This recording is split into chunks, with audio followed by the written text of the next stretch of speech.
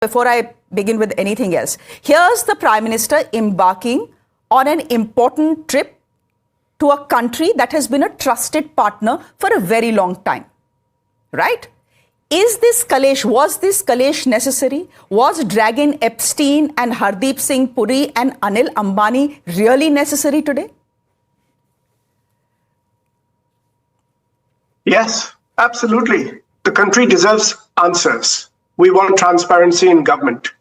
In February 2017, Anil Ambani emails Jeffrey Epstein and seeks advice on India's defense dealings. And he asks, what can you offer in return? And he says the entire Indian market. Now, this is documented in the Epstein files. Around the same time, Hardeep Puri is meeting Jeffrey Epstein.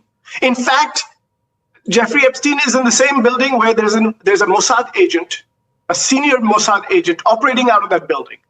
And after that, now between 2020 and 2024, defense imports from Israel have gone up, skyrocketed. We are the biggest, purchasers of defense exports, right? So the question is, and by the way, after all this happens, the government of India, just before the US Supreme Court was to weigh in on Trump's tariffs, we strike an interim framework agreement in which we say that we're going to buy $500 billion worth of imports over 5 years, that we are not going to purchase Russian oil. So these are all connected things. We need answers. Okay. We are asking answers. The government has to answer. The government cannot say, now I'm going for the government's business. But even the opposition, sir, needs to answer some questions, because you are the ones raising some very grave charges against the government of India as the Prime Minister begins the trip. I want to ask you, I understand there are email exchanges between Epstein, between Ehud Barak, a former Israeli Prime Minister, also a former defense minister, between Anil Ambani.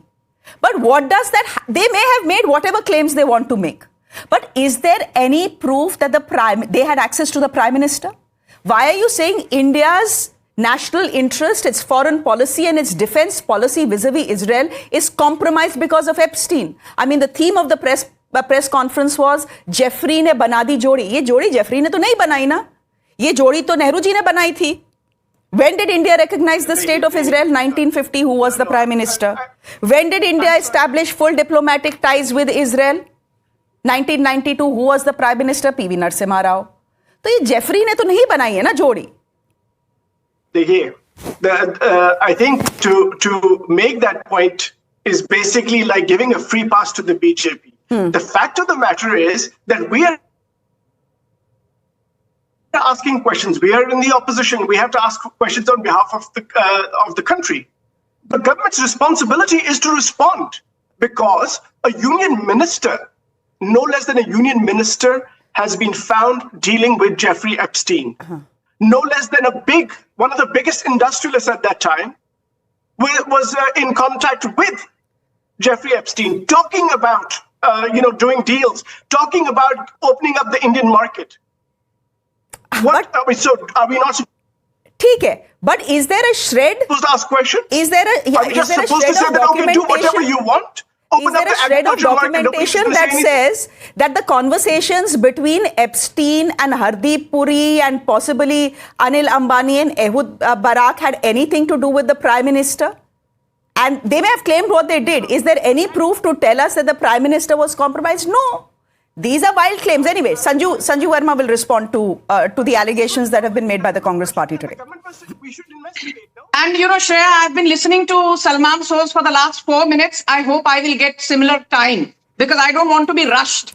Let me make one thing very clear. There is this famous Hindi saying, हमको मालूम है जन्नत की हकीकत क्या है, लेकिन दिल को बहलाने के लिए गालिब ये ख्याल अच्छा है. Congress party knows it is electorally vanquished. Congress party knows Rahul se na ho paega. Congress party knows out of the 6 assembly elections post June 2024, BJP won 4 with a strike rate of 67%. Congress scored a duck. Congress did not win assembly elections in a single state. Neither Jharkhand nor Jammu Kashmir nor Haryana nor Maharashtra nor Delhi, where they scored a duck. But the limited point is this. What does a debilitated Congress so-called clown prince do? He decides to make reckless, baseless, unsubstantiated allegations at the BJP, at the Modi government, at the drop of a hat, both inside and outside parliament. But today, I will use your platform, your widely watched show to say this.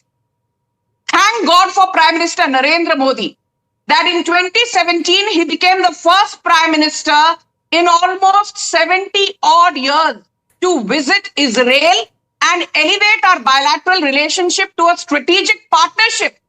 And guess what? In 2023, the Modi government launched the India, Middle East, Europe Economic Corridor called the IMEC, IMEC or IMEC, whatever you want to call it. And then, of course, thank God for Narendra Modi that the Indian foreign policy vis-a-vis Israel and Palestine were de-hyphenated. Okay. I think that's a big positive. No, Shreya, wait. You gave him 4 minutes. I need 1 more minute. Acha, bolo bhai. The final point I want to make is this. You know, you spoke about Jeffrey Epstein. You spoke about what Pawan Khera said. Who the hell is Pawan Khera? Pawan Khera is basically a darbari desperate to get a Rajya Sabha seat. But I want to focus on the more important thing. Wait, you have to give me 30 seconds. When did India stand compromised? It stood compromised when Nehru decided to give away Akshay Chin on a golden platter to the Chinese. India was compromised when Indira Gandhi gave away Kachativu Islands to Sri Lanka in 1974. India was compromised when Rajiv Gandhi allowed Warren Anderson to flee the country after the horrific Bhopal gas tragedy. And India was compromised when Congress workers hijacked a plane, putting to risk 126 people inside a flight simply to ensure that Indira Gandhi was safe and sound. And India was compromised when 1975 emergency लगाकर Indira Gandhi ने democracy की धज्जियां उड़ा दी. And India was compromised when Rahul Gandhi goes abroad and says to the United States, why are the US and European Union not intervening in India? Directly calling for intervention in India's internal affairs. That is called compromise. Okay.